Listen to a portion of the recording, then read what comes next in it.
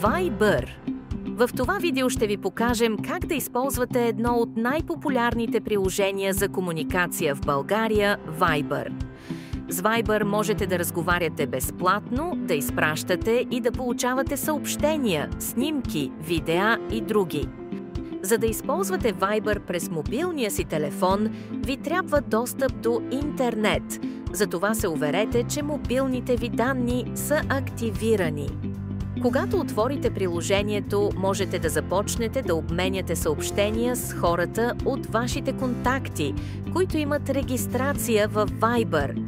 Ако искате да изпратите съобщение на човек, който не е в контактите ви, отидете на бутона «Още» долу вдясно и изберете «Добавяне на контакт».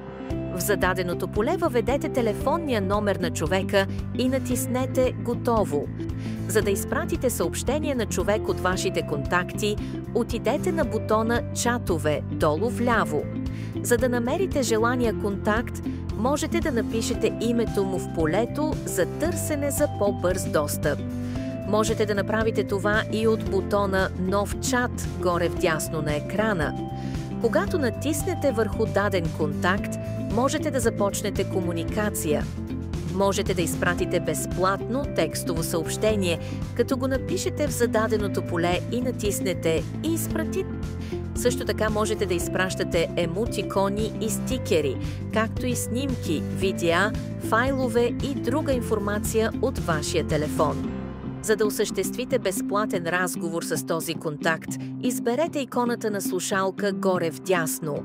А ако натиснете иконата с камера, можете да проведете и безплатен видеоразговор. На същия принцип можете да използвате Viber и за групови чатове с повече участници.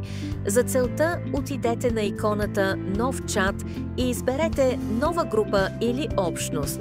Въведете имената на хората, с които искате да започнете чат и натиснете «Напред». Изберете име на новата група и натиснете «Готово». Вече можете да комуникирате. Говорете безплатно и се забавлявайте.